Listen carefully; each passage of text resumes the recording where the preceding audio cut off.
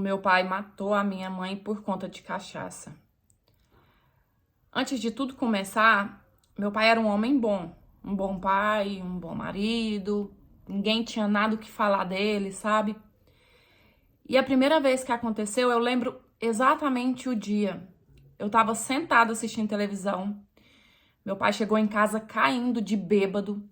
E no que ele entrou, tipo, do nada ele já entrou me chutando, me xingando.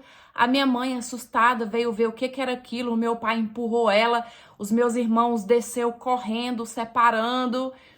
E daí pra frente foi uma bola de neve, sabe?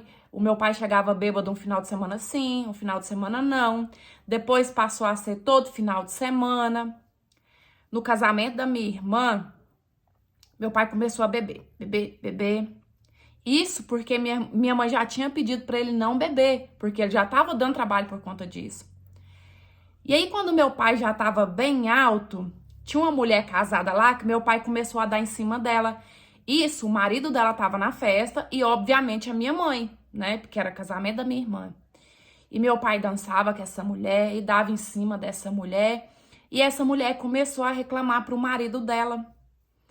E aí o marido dela foi tirar satisfação com o meu pai e o meu pai saiu no braço com ele.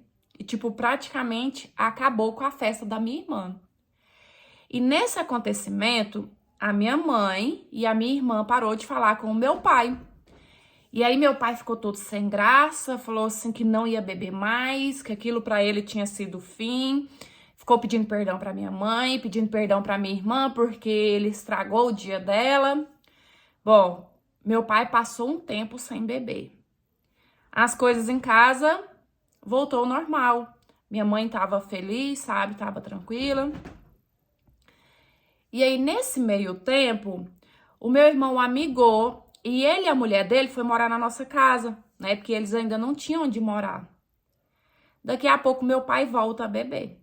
Volta a beber, volta a dar trabalho. Quando é um dia, meu pai chega bêbado da rua e a mulher do meu irmão tava limpando a casa. Vocês acreditam que meu pai chegou, muito bêbado, deu um tapa na bunda dela e chamou ela de gostosa. Na hora, meu irmão não tava em casa, né? Ela deve ter ficado em choque, porque eu não vi, só soube depois, né, da bagunça pronta. Só que quando o marido dela, meu irmão, chegou, ela contou pra ele e meu irmão ficou puto com o meu pai. Se não fosse a minha mãe, meu irmão tinha, sabe, feito não sei o que com o meu pai. E naquilo, o meu pai ainda saiu contando pras pessoas e o meu irmão ficou de errado ainda. O povo falando assim que meu irmão queria agredir o meu pai, né? Sendo que ninguém sabia o que tinha acontecido dentro da nossa casa. Gente, era assim, o meu pai, ele sem beber, o meu pai ele era um amor de pessoa, um amor de pessoa. Meu pai não fazia mal nem para uma formiga, mas o meu pai bêbado, ele se transformava num cara sem caráter, num monstro. E aí a minha mãe não aguentou mais, sabe? A minha mãe pelejava com ele, às vezes minha mãe chamava ele, a gente sentava ele como se fosse uma criança, juntava eu, meus irmãos, a minha mãe. Para com isso, você não sabe beber, então não bebe, você tá destruindo a família, né? Já brigou com os filhos. A minha mãe falava pra ele que não tava aguentando mais, e aí ele prometia que não ia beber mais, só que acabava da mesma forma. E aí chegou o ponto que a minha mãe não aguentou mais, né? A minha mãe já tinha aguentado até demais. E ela pediu pra ele sair de casa. E eu lembro que ele suplicou pra ela, sabe? Prometeu a vida dele que ele não ia beber mais. Só que, tipo, ele já tinha prometido tantas vezes pra minha mãe que minha mãe não acreditou, sabe? Minha mãe falou pra ele que ou você sai ou eu saio. Porque, tipo, ela não aguentava mais. E aí meu pai saiu. Só que o meu pai, ele nunca aceitou, sabe? Ele nunca aceitou esse término. Vivia... E tipo assim, ó, ele não ia atrás da minha mãe são. Porque talvez, se ele tivesse ficado sem beber e procurado a minha mãe são, talvez eles teriam até voltado. Só que meu pai não tinha essa coragem. Todas as vezes que ele ia procurar a minha mãe, primeiro ele, ó, enchia a cara pra depois procurar ela, o que fazia a situação piorar cada vez mais. Aí um dia a gente tava em casa, tava só eu e a minha mãe. o meu tio Márcio chegou. Gente, o tio Márcio é irmão da minha mãe. Aí nisso os dois ficaram conversando, sabe? Meu pai chega bêbado. A nossa casa na época não era murado, só era cercado. Então, tipo, ele já chegou e entrou de uma vez. O meu pai tava tão bêbado que quando ele chegou, que ele viu a minha mãe e o tio Márcio conversando, ele não enxergou que era o irmão da minha mãe. Ele enxergou que era outro homem, que era um enrolado que a minha mãe já tinha colocado dentro de casa. E nisso ele partiu pra cima do meu tio. E a minha mãe foi pra cima dele pra poder tentar, tipo, voltar ele pra real, né? O Márcio é meu irmão. Mas o meu pai ficou transtornado. E aí juntamos eu, a minha mãe e o meu tio pra poder tentar conter o meu pai. E o meu pai daquele jeito, e briga e xinga. E aí, de repente, ele largou a gente ali e entrou pro banheiro. Trancou a porta do banheiro e ficou. E todo mundo preocupado, né? O tio Márcio chamava o meu pai, a minha mãe chamava. Depois de um tempo que meu pai estava trancado naquele banheiro, o meu pai pegou uma tesoura que sempre ficava lá. E ele sabia que ficava no banheiro porque era uma tesoura bem fina que ele usava para poder cortar os pelos do nariz. E aí, quando ele saiu do banheiro, a gente nem tinha reparado que ele saiu meio com alguma coisa na mão, né? Com a tesoura escondida. E aí o tio Márcio já foi falar com ele de novo, né? Sou eu, você tá doido e tal. E a minha mãe foi falar com ele. Ele falou assim pra minha mãe: foi a primeira e a última vez que você me traiu. E meu pai, aquela tesoura na minha mãe. Gente, eu nunca vi tanto sangue daquele jeito na minha vida. Tanto sangue. Jorrava, parecendo uma torneira, sabe? Eu nunca tinha visto. A gente ficou desesperado. E aí meu pai largou aquilo ali, correu.